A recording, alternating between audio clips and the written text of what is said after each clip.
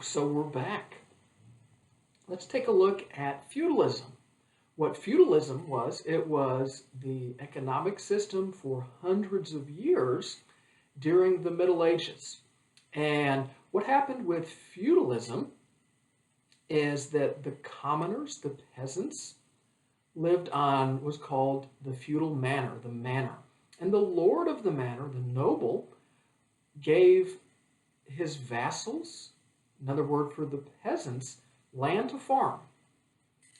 Right, so the lord of the manor owns the land. The peasants, his vassals, farm it.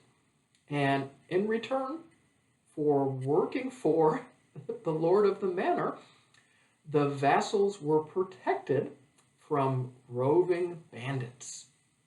But they were also taxed and had to give part of their crops to the lord of the manor. Yeah, that sucks. And it was better to be a lord than a vassal, but of course you're born into the nobility or you were born into the peasant class, and that's just the way it was.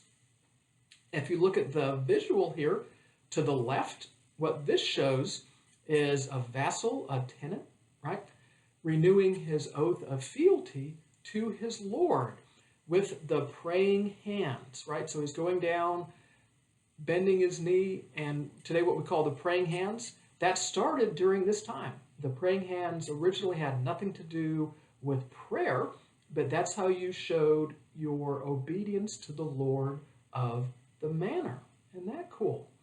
Now, what's important about feudalism is it created ties of obedience and fostered a sense of loyalty between vassals and their lord. And just in case you're curious, if you had made the oath of fealty and you left the manor, they would come and get you and bring you back. Wow. Next slide, chivalry.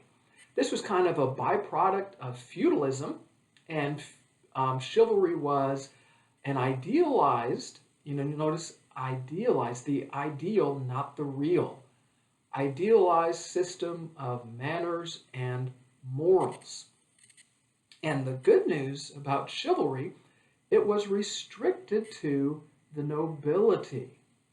So if you were a commoner, you did not have to follow chivalry.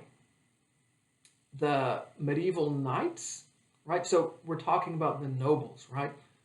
The medieval knights, they were bound to the chivalric code to be loyal to, and the easiest way to remember this, y'all, is L, the three L's. Lord, capitalized, referring to God.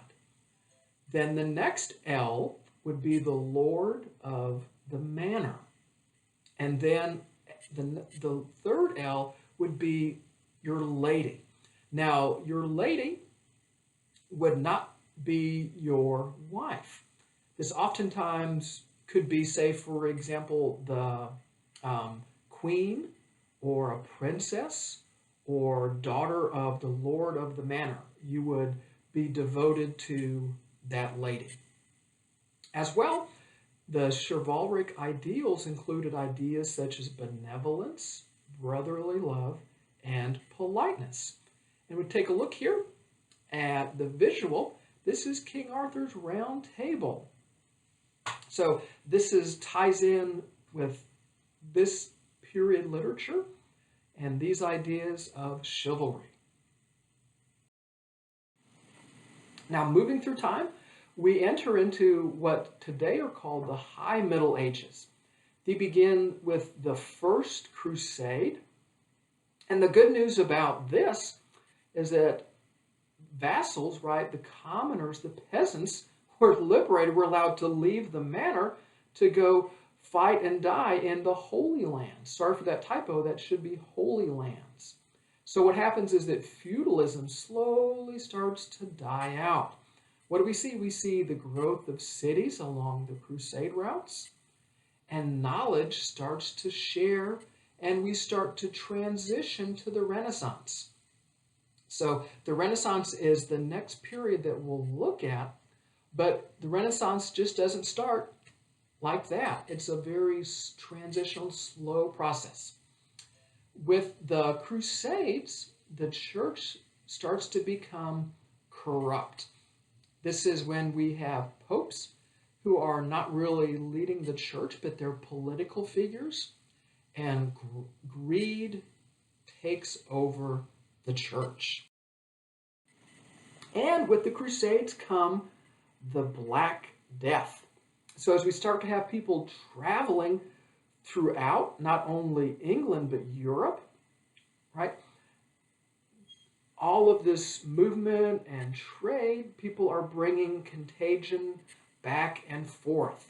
Much of the population dies. There's, differing arguments about how much of the population, from 1/6 to 1/3. So the plague outbreaks would occur throughout the Middle Ages and even into the Renaissance. When William Shakespeare was alive, there was an outbreak of plague.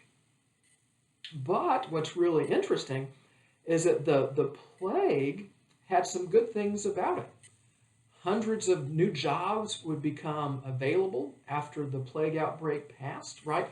You'd have all these people who would die off, so social mobility was possible because people who had done those jobs are now dead, so the survivors got to move into those job openings. And if the person that you owed money to died, guess what? Your debts are forgiven because he's dead. How cool is that? If the house you're living in is a rental and your landlord dies, guess what? It's your house. How cool is that? And it also contributed to society's culture, such as the game that you would play as children with roses and going around in a circle, little things like saying bless you. All of that we get from the Black Death. So I know, everybody's thinking, what's up, Mr. K? I've had enough. I thought this was an English class, and it is. And we'll dive into that in the next lecture, I promise.